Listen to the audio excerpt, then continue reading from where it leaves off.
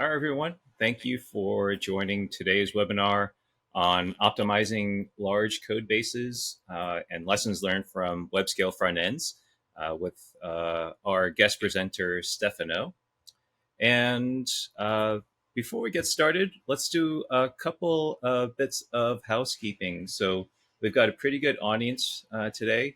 One of the things I love to hear and see is getting to know where everyone's from. So there is a chat window on the right side of Livestorm. So love to, tell me your name and where you're located. Where are you watching us from? So let's take a quick look and see where people are from. Let's see, in what country are people from? India, the U.S., Florida, California, New York, New Jersey, Pakistan, Germany. Awesome. Yeah, this is very, very cool. Oh, Uganda. Yeah, we always get a pretty good global audience, and so it's always fun and amazing to see who joins these calls. Um, so, many of you are happy users of Educative, but if you haven't tried us out yet, visit us at educative.io, where you can get a free trial to over 600 courses. And as you can see on the right, you can code directly in the browser, so you can start learning within seconds on the latest in programming, system design, machine learning, and data science. And we have a great new feature now. It's called our AI assisted coaching, and that's available in all of our interview prep courses. It's going to be coming to more and more courses this year. And so you can get guidance on creating a great answer, not just a good one. So not just like multiple choice. It'll actually provide really great coaching on saying like, hey, you answered this correctly, but you could have improved it this way. So I certainly encourage you all to check it out. So I want to introduce today's speaker, Stefano Magni. Stefano and I go back several years at a prior startup I worked on, and he was a great collaborator there. So he's got over 10 years of experience as a front-end engineer. He's also a prolific speaker and writer on front-end testing methodologies. And his prior work experience has included Hasura and WorkWave, and he's currently a senior engineer at Preply. If you want to connect and follow Stefano, you'll see his X, or formerly Twitter, and GitHub handles along the bottom, as well as links to his writing and his LinkedIn profile. Stefano is also an educative author. So he wrote one of our courses on front-end testing 101, integration and and end-to-end testing. So looking at different testing methodologies for your apps. So this is available if you sign up for a free trial. So I encourage you to check it out. It's a great course. Want to welcome everyone here again. My name is Stephen Yee. I lead growth and marketing at Educative. Back in the day, I was a former developer and system architect with prior experience working on Microsoft Azure. Spent time at Red Hat as well as Xamarin, which was a cross-platform mobile application. So I've worked on a variety of different projects in the past, both from a marketing and a development perspective across cloud, mobile integration, augmented reality, as well as machine learning. Just don't ask me to code today. So before we dive into today's content from Stefano, I want to give you guys an update and an announcement on something new that we're doing. We are starting a new product for dev teams, and we're calling it DevPath. And why? Because we're fixing problems we're facing, communicating requirements and aligning across teams internally. And adhering to a practice of writing but implementing at scale is really, really hard. And we're experiencing this internally. So we're creating tools to fix this ourselves.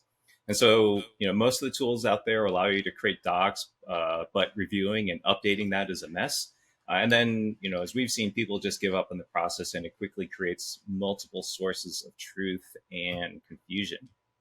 And so, my biggest challenge is getting constantly interrupted during the workday and not getting into my flow state. So email, Slack, and meetings pull my focus on the needs of the moment versus like making a bigger impact at the company. And teams end up having to waste time on alignment, status reports, and meetings. Uh, for me, it's thankless, low impact, tedious, and frankly, it just stinks. I'd much rather be doing other things.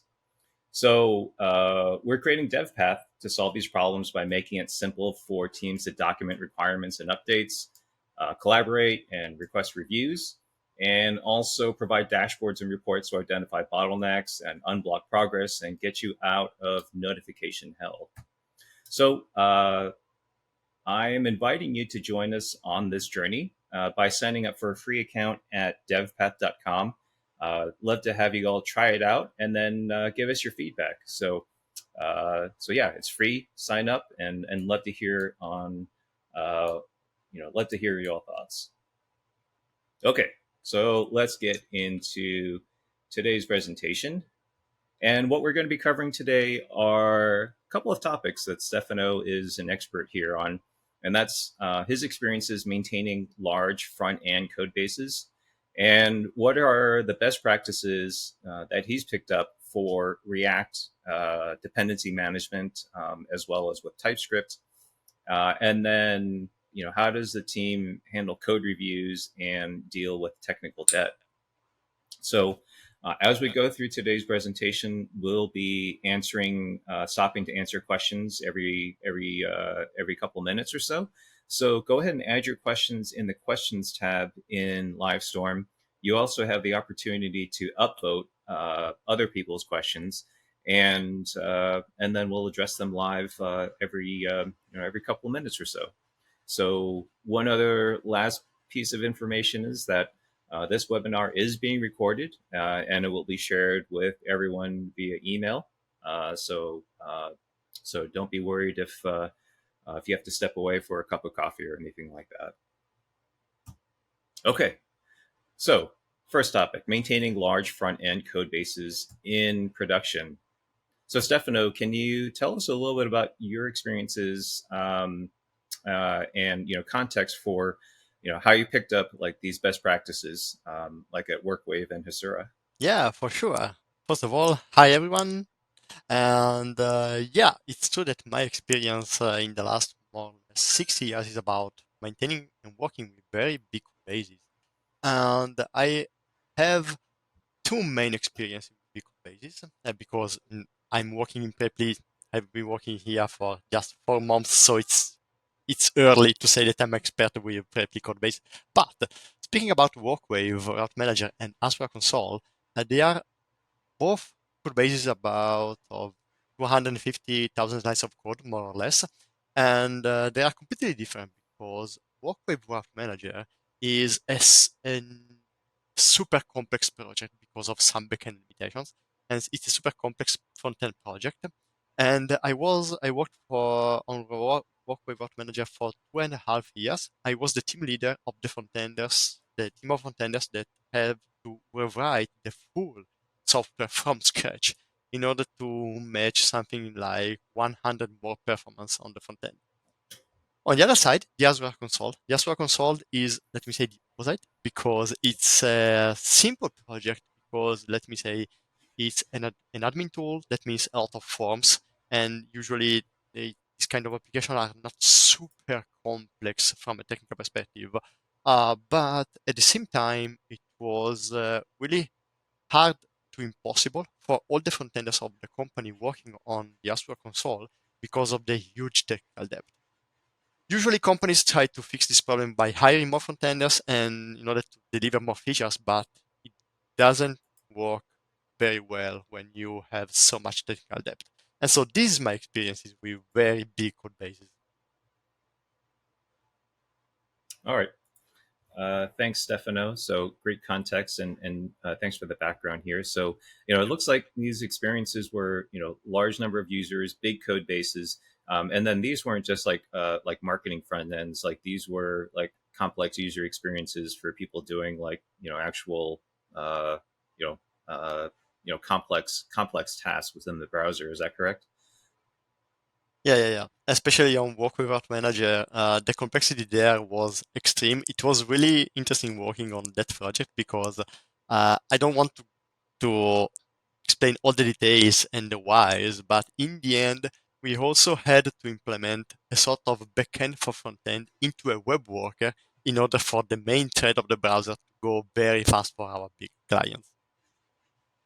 Okay, got it. Thank you. All right, so let's talk about React dependency management and some of the no-nos or things you shouldn't be doing with TypeScript within large code bases. Yeah, yeah. So as a very quick look around, let me say that first of all, these kind of problems usually are, let me say, close to being somewhat insignificant in very small code bases. And especially in startups, we really need to go fast and very fast in order to deliver as many features as we can. But when the company grows, when the code base grows, there are a lot of problems that again get in the way of allowing developers to develop new features. And some of these problems are about implement designing for use cases that are not something that exists as of today. Another thing is leaving dead code around, something that usually really bores other developers and make other developers losing trust in the code base itself. And that means also losing trust in the other peers, because in the end, we all work with people, we don't work with computers. Another big problem is weak internal dependencies and boundaries. That means that we have a lot of spaghetti code in our application. And also another problem is large modules. We're going to touch every topic in detail. And another big one is poor code readability. I'm a fan of the very famous book, The Art of Readable Code. And we are going to talk about this later. Okay. And so let's talk about one of these things, and that's like the ambiguity in maintenance. And so, can you talk about this, like unnecessary fallbacks in components and functions? Yeah. This is usually an innocent thing. And also I would say that most of the time, developers do that with the best intentions. But the problem is that if you have a function that does two things and you add an unnecessary fallback just in case, your function is going to do three things. And when you have to work on that function, when you have to refactor the function, the refactorer have to maintain three things and not two. In this case, I dropped just a very simple example of a checkout React component that in case the server returns an error, the component is going to render the error notification component. The error notification component always receives a message from the server, always. But if you look at the example implementation of the error notification component, the second one, you can see at the beginning of the component that there is an if condition where we check, hey, if we don't receive the message, return the default error notification, and that's all. Maybe the developer that implemented it, again, did it with the best intentions. Okay. The problem is that when this component is going to be used and reused and reused and reused hundreds of times in your code base, and one day, I don't know, in 2 years, I joined the company. I have to deal with how we show error notification to our users across all the product because we must unify them because the product is going up, because we hired a lot of designers, etc., etc., etc. If I have to refactor this component, there's a problem. This component not only shows the error message, but also shows a default error message in the case the message is not there, even if no one across the code base is going to not passing the message. That means that for me, if you look at the very simple code of the checkout component, it's not clear that the server always return an error. And as a refactorer, it's not easy for me to say, hey, let's remove the default error notification. No, I can't do that because in order to be able to remove the default error notification, I should also check what are the consumers that pass message and which are the ones that don't pass a message, or, or the ones that could pass an undefined message. But what happens if the message comes from the server? I'm not able to climb back to understand where and why and if the server always returns a message or not. That means that even if I have to evolve the error notification of the product, maybe for the next 10 years, we have always to keep that default error notification, even if no one really uses it. That's why I say that when you add a fallback for something that, for a case that in reality doesn't exist, you are going to add one more thing to your component or to your function that other people is going to maintain in the future. And you could think that this is not a big problem. Maybe I'm boring you with something really with a with an extreme edge case. It's not an edge case because again, when the code base is big, I once saw a colleague of mine spending one full day trying to understand if he could remove something like the default error notification. And could also happen that the default error notification, for example, consumes an npm dependency that's now outdated, that have security vulnerabilities. And again, should you care about the npm dependencies with security problems or not? Again, by reading the code, you can do that. So in the end, you are going to spend a lot of time trying to find an alternative for the npm dependencies. But again, that default error notification is useless. Don't add unnecessary fallback to components or to notifications, because this is going to get in the way of refactoring big part of your code base in general. What do you think, Steve? Steven, sorry. You're the expert in React. Yeah. Uh, but thanks. And again, a reminder: if folks have questions, go ahead and type them in the question tab. But why don't we move on? Let's talk about dead code. Oh yeah, this is a problem that could happen for the same reason. So, for example, imagine me being the one that is trying to refactor the error notifications for the users. Okay, and by refactoring the error notification, I'm going to create maybe new components and stop importing other ones. But what happens if I stop importing a component in a place? I stop importing a component in another place, and then the old component is now completely unused. What I should do is to remove the unused component, because in a big code basis where a lot of things are going to change at a very fast pace, especially if you have a lot of developers working there, the problem is that in the end, it could be that you have something like 5 or 10% of the overall code that is completely dead. No one uses it. But the problem is that, again, there is someone that is going to maintain that code in the future. And it's always easy when we speak about, I don't know, a very leaf React component in the tree. For example, an old button, an old icon. It's easy to understand if they are used or not, because the IDE helps you. You can look back and climb back to the import trees and understand who is the consumer, and you can understand that your old button is not consumed anymore. But what happens if something in the middle of your rendering tree is not used anymore? That means that all the components consumed down in the rendering tree are theoretically useless, but you don't know. And you can't know if you don't spend a lot of time trying to climb back into the import tree of your components. What I want to say you is, when you stop importing a component, when you stop using a component, please don't only avoid only to remove the component and remove the import line from your file. Before removing the import line, please go to the component and check what are the current consumers of your component and your functions.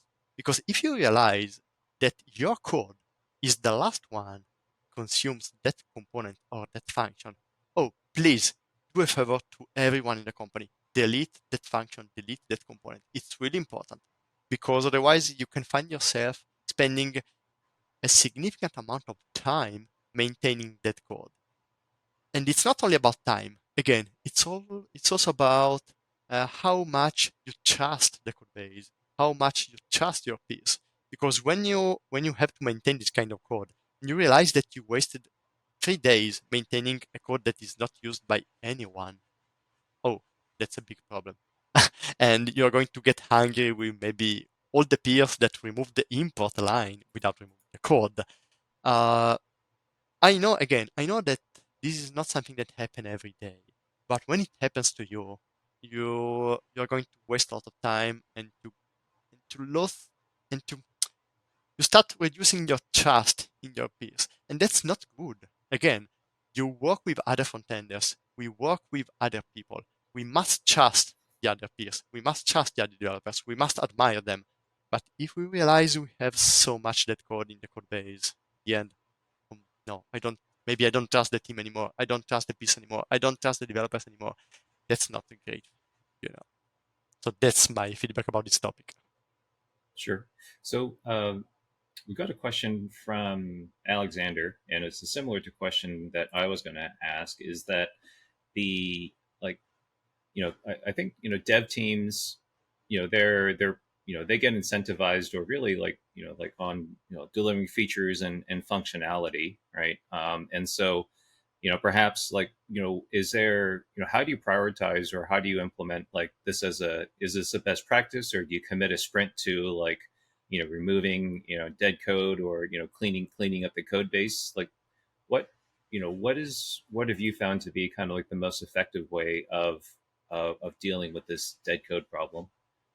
Yeah, I think that it really depends on what the team agreed to, because I don't want to sell you a silver bullet. I mean, in my opinion, it makes sense to deal with this problem as soon as you encounter it, but especially on existing code bases, this is not always easy. So I know that a lot of companies dedicate, for example, 2 weeks every 2 months, for example, about dealing with technical debt, for example. Or some companies allow every employee to dedicate 20% of their time to technical debt, for example. Uh, the, it really depends. And the important thing is that you do that. Again, just to be completely transparent, you should not care about technical debt because you have to do that. And you should care about technical debt as much as technical debt adds friction for your team, for your company, for the product. This is really important. Okay, got it. And then Raja had another question here is about how do find dead code, or are there any like tools that you've worked with that help you find this? That's a great question. Until now, I never used any kind of tools for this, but let me check me on Twitter for a second, because yesterday I saw Corey House sharing a really interesting tool for deal with this kind of problem. I must check it out, and yeah, I don't have the link as of now. Check it. I need to send the link later, maybe. Sure, no problem. And if folks in the call are, if you've had any experience using some great tools, maybe post it in the chat.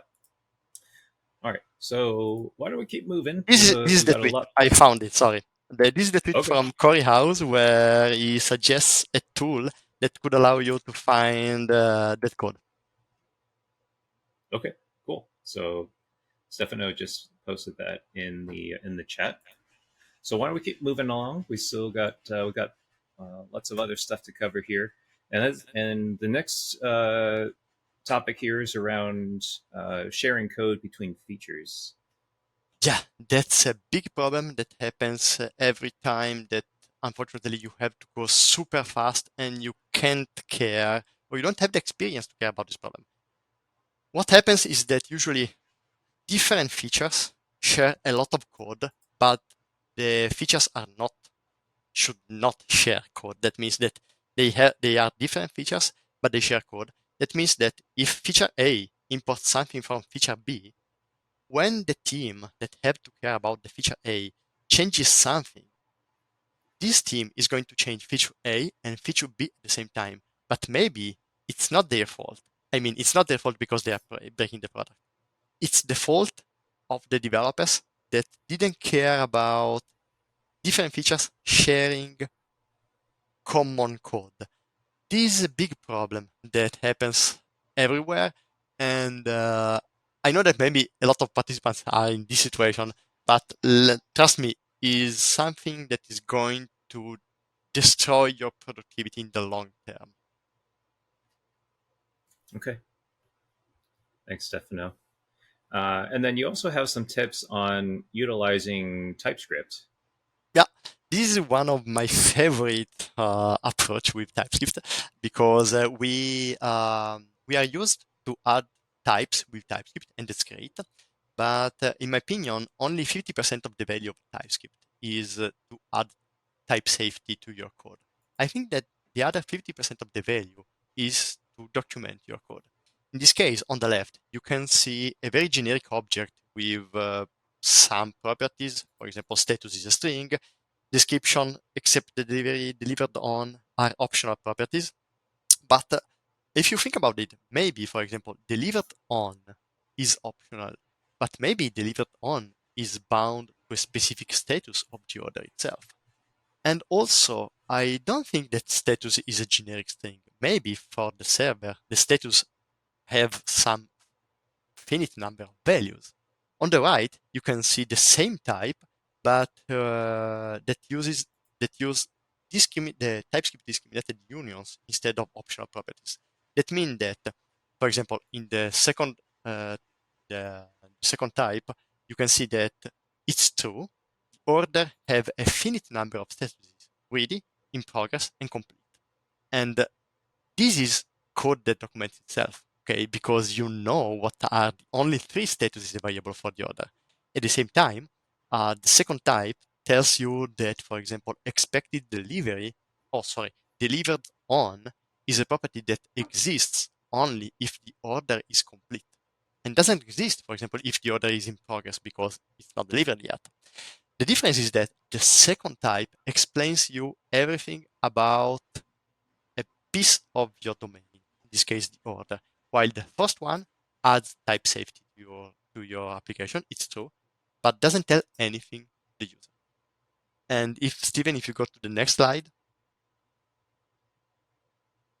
you can see, for example, in this case, I dropped an example code of a create email message function using the original type. So in the original type, again, the status is general. And if you check the code of this create email message function, you can see that the developer is going to check if there is the expected developer, return this string. If there is delivered on, return this string, etc., etc., etc.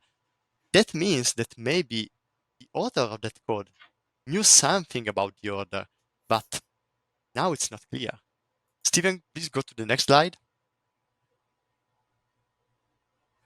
And if you take a look at the same function, but with the type that leverages the discriminated union, this function, in my opinion, is super clear because it tells you that when the status of the order is ready, you have a string.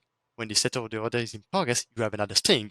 So I know that uh, this could seem like a very small improvement, but think about you that you receive a ticket from the customer success team saying that one of the customers is receiving the wrong email message. If you have the previous code, in the end, what you can say is that I don't know if the fault is the front end. I don't know, honestly. With the second code instead, you can say, I'm not totally sure, but maybe I would like to check with the backend folks if they are passing me the wrong status. Because I'm sure that if the status is in progress, I'm returning that kind of string. So let me check with the backend folks. But at least you can eliminate a lot of ambiguity in the problems that could happen in your code.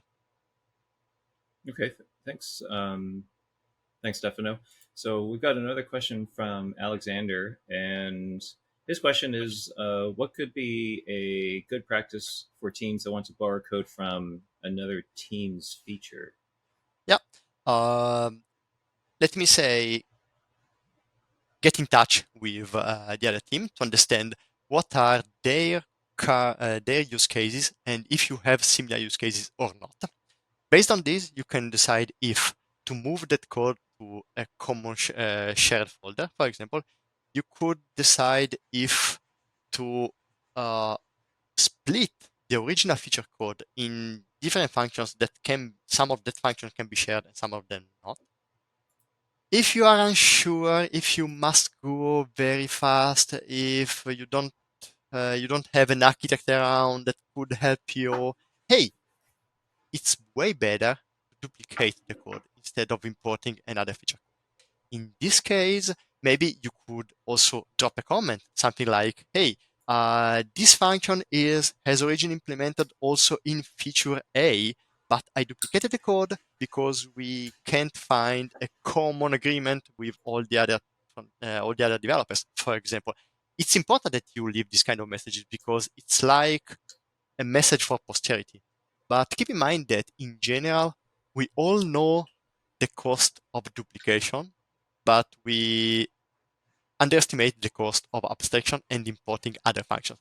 So my suggestion is don't think that duplication is so bad, especially if you leave comments about the duplication. Got it. Okay. So you also have another tip here regarding type assertions. Yeah, So why don't we dive into this? yeah. So we all love TypeScript. Hope, I mean, sometimes working with TypeScript is hard if you are not an expert or if there are some specific edge cases. And it's where we all start using as. So this object has this type, this object has this type.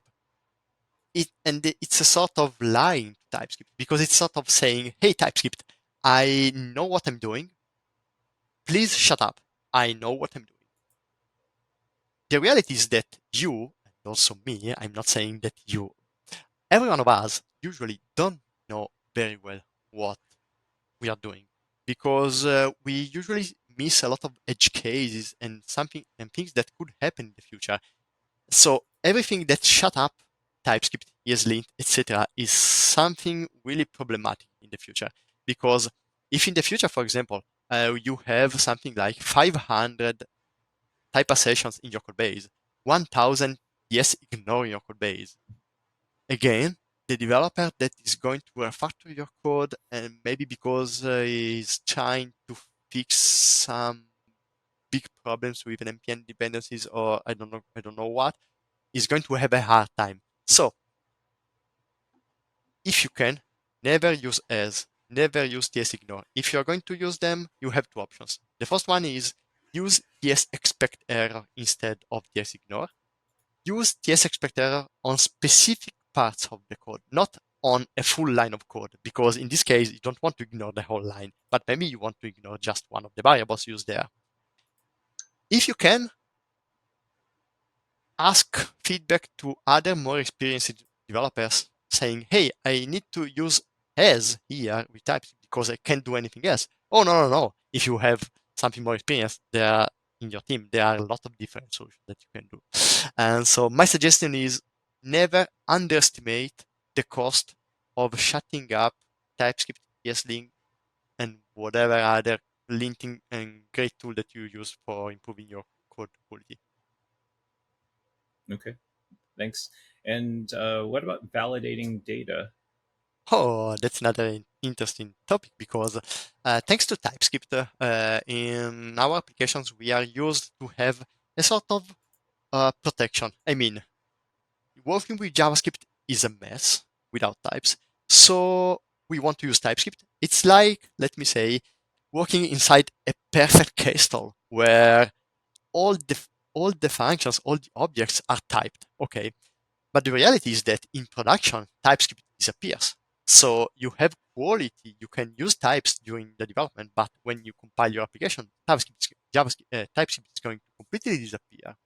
That means that all the data sources that you can't control, local storage, data coming from the server, cookies, parameters in the URL, could potentially break your application because you based all your safety on TypeScript, but in reality, you don't have control on this data. That means on the left, you can see the first example where I define the type root, okay? But below, you can see where I do the same using Zod. So instead of writing down a type, I write down a validator and I export the type from the validator. The difference in the example from the good fetched root and bad fetched root functions is that, again, when data comes from the server, you can't be sure that it's aligned with your types. So instead of using, for example, in the first function, a type assertion saying, hey, I'm sure that what comes from the server adheres to my types. No, no, no, no, no. You can't be sure. You should not trust the server in your front-end application. In the second example, the situation is different. So I fetch a response from the server, but I validate the response against the validator, so the Zod schema. That means that I'm sure that nothing that doesn't adhere to my type enters my application. This is super important because in this case, I'm going to be sure that also the runtime application theoretically is inside my perfect castle. Okay, thanks, Stefano. I wanted to maybe backtrack to something we were talking about earlier around uh, best practices for maintainability. So Shaiju has a question here. So if you're starting a new project and you anticipate it getting pretty large, do you have any suggestions on best practices to keep this maintainable? Like, these could be rules for check-ins, or are these like kind of like processes that you enforce within the team? Yeah, it obviously it depends as everything, but my general suggestion is first of all, especially with TypeScript, if you can and if you have the experience through that, oh, if you can, please uh, use TypeScript in its strict version. I mean, TypeScript in strict version is like raising all the alerts and prompts that TypeScript offer to you. My suggestion is keep everything as strict as possible. I know that sometimes you are going to be a bit bored by, oh, what the hell? I'm using this object that just to write a unit test, and I don't care too much if this object is aligned with the type. No, no, no, no. This kind of boring situation is where TypeScript shines. TypeScript bores you. LinkedIn tools bore you because there is value in it. So my suggestion is to use the tools in their strict mode as much as possible. Okay, got it. Thank you. So we've got another meaty topic here, and that's around code reviews and technical debt. So we've got like 6 sins of code reviews. Do you want to step through these? Yep. So first of all, I know that we are in the ChatGPT era and that we have Copilot, etc., etc., etc. But keep in mind that the PR description is crucial for your team. For PR description, I don't say just writing down in English what you did with the code. But my suggestion is, hey, when you are going to open a PR, you have in mind all the context about what you did and why. Share with share this context. Share images, share graphs, share videos of the features. Share whatever that could help the reviewer to understand what you did. Share what was your intention. Share what are the solutions that you discarded. Why? So the goal of a PR is if I'm the reviewer, I want to read a very long description And then when I check the code, I only have to check that the code is aligned to the developer's intention. But the intentions are written in the description. Because if I try to understand the quality of the code and also the intentions from the code, it's really hard. Gathering intentions from code is extremely hard. And it's so hard that as a reviewer, I can't do a proper code review. In the end, I'm going to check just, hey, uh, are is the PR author going to introduce something extremely dangerous? No, approved. I can't do anything else.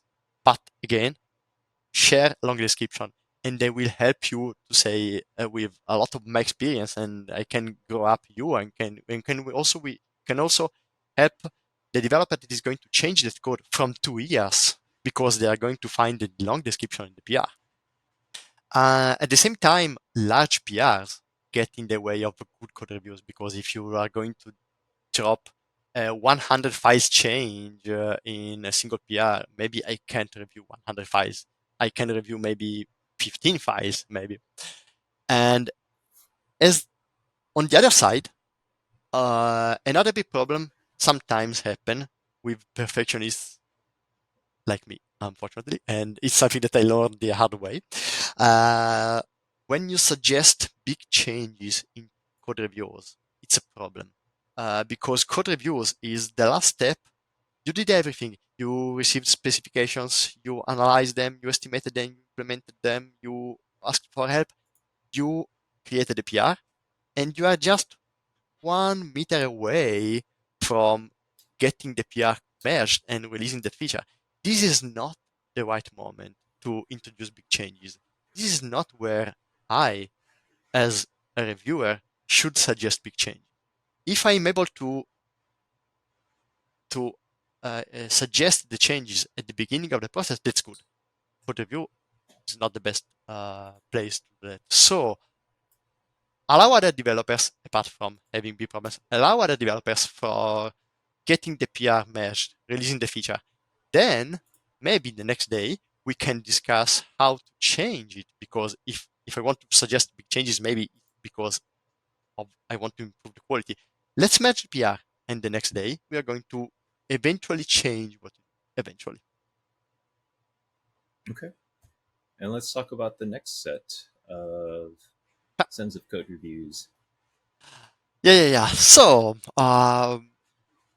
when to address technical debt is a very interesting topic because let me say that in general, it's not super important if you always deal with technical debt right now.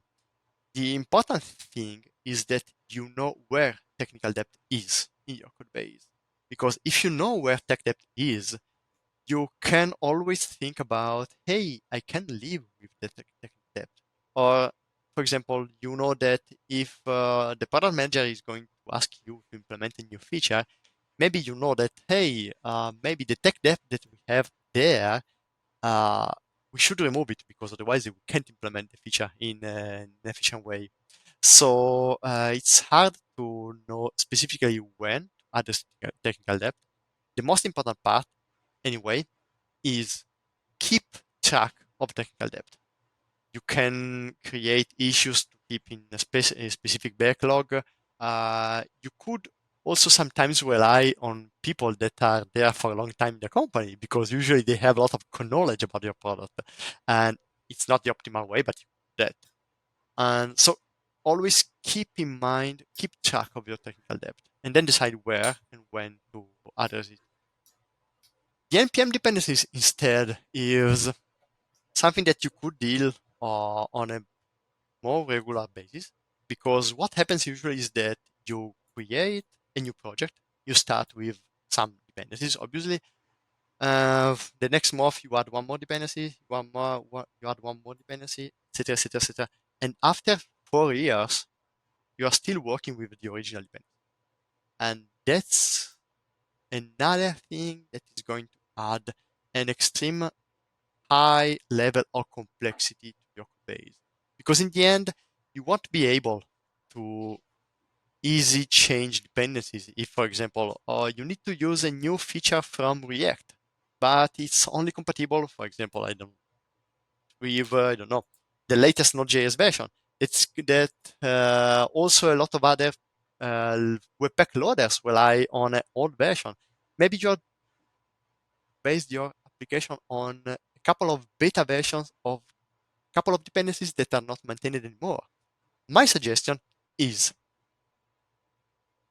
spend something like 30 minutes a week, always keeping your npm dependencies updated, or if you prefer, spend a couple of hours every month, do whatever you want, but don't forget about keeping the npm dependencies updated. It's something that is so more than one time that will add a lot of complexity. For example, at the moment in Preply,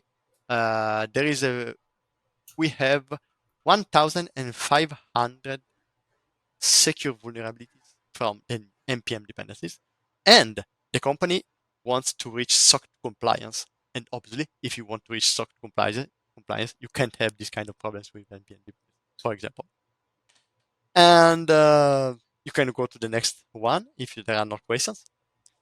And so, another thing that usually adds a lot of complexity to front-end code bases is not having front-end oriented APIs from the backend. That means something like, just to give you a common example, hey, I'm the backender, and hey, I know that you have to delete 10 to-dos in your application, but I don't want, and I don't have the time to offer you an API to delete 10, more than one to-do at the same time. So please, in the front end, call 10 times the same API in a sequence in order to delete all the to-dos. Okay, we can do that, and it's always a trade-off. I mean, you always must balance where to put the complexity, but um, delegating too much things to the front end from the back end is something that adds a lot of complexity to the front end, and also usually it's a source of a lot of errors and a lot of problems for the end customers. And this again is always about finding the trade-off with the backenders to where to put the complexity. For example, it's okay if we hide some backend complexity in the front end, but you must know where the complexity is, and you must try to reduce them with the backenders. The last thing is abstraction. Again, I want to stress this topic because, again, we all know the cost of having duplicated code. And as developers, we always try to abstract everything. Hey, it's the second time that I write this single line of code. I want to create a function for it. Hey, it's the second time that I render a red button. So I create a red button component because I don't want to duplicate the code. Duplication has a cost, it's true, but also abstraction has a high cost because duplication means we could miss some changes we find our place in the code base. But abstraction brings a lot of complexity, especially when you're not able to do the right abstraction. This comes with experience. I also made mistakes on this topic. And when you do the wrong abstraction, you're going to add a lot and a lot and a lot of complexity to the reader. Please always keep in mind one generic rule. You write code once, but your code is going to be changed 10 times. Your code is going to be read 100 times. So when you write code, you're writing code for the readers and you're writing code for the refactorers. Accidentally, you are also writing code to implement a feature. But always keep in mind who is the real target of the code, apart from the feature I mean. The readers, the refactorers. That means also when you are going to abstract away your code, be sure that you are doing it because the original code had problems if duplicated. Sometimes abstraction is not the best possible way. Okay. All right, so we are at the end of today's presentation. I do want to address one question that was similar questions asked by Bien and Shaiju. And so their question was, do we use micro front ends to split a larger front end to multiple apps and perhaps multiple repos? Let me say that first of all, it really depends on what you want to do. Because when you introduce micro-frontend, uh, where is the problem that you are trying to solve? Because if you're trying to solve, hey, we have developers that are not able to work the best possible way, and they introduce a lot of mess in their code base. So let's split micro-frontends in different code bases. But the problem is going to happen again, because if you don't grow up all the developers, you're going to have micro-frontends that won't be so micro in the future, and they are only going to split your problem. More, micro-frontends add a lot of complexity because you have to orchestrate micro-frontends. And when you have to orchestrate micro-frontends, the orchestration is something super complex in general. And also, usually micro-frontends are not used to split problem with the code base, but they are usually used to be sure that teams are independent, because it's really important that all the teams must go fast and implement all the features.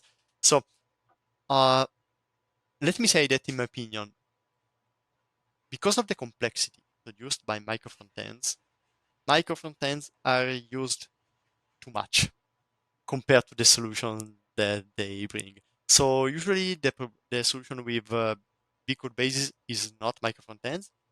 Usually the common solution is a monorepo, where we have strong boundaries between different parts of the code base. But you don't need them on a report for that, because only by using ESLint, for example, you can prohibit a piece of a directory importing code for another directory, for example. So the only thing that you should do, in my opinion, is to enforce boundaries and to prohibit features to import code from other features.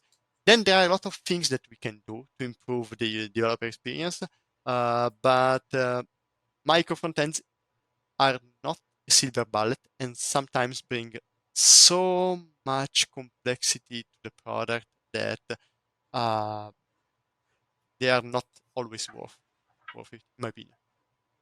Okay. Thanks, Stefano.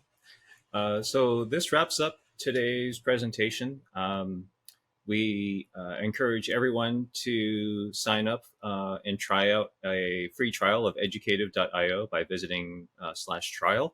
If you do, you'll get eligible for a drawing for getting a 1 year standard subscription, which is valued, I think, up to $200 in the US. So check it out. Also, please take a moment to try out devpath.com. So that is a free sign up.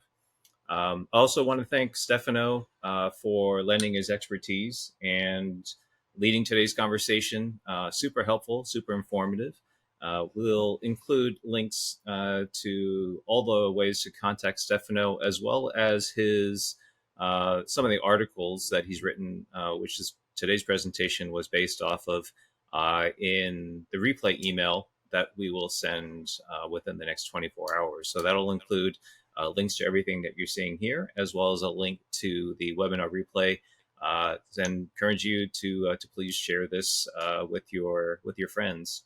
So I appreciate everyone for joining today. It's always fun to see a global audience, and that also means that some of you are joining at odd hours. So I thank you for joining live and hopefully it's not disrupting your sleep patterns too much, and staying awake was worth it today. So thanks again, everyone, and we'll do this again soon. Thank you. Thank you so much. Thank you. It was a pleasure.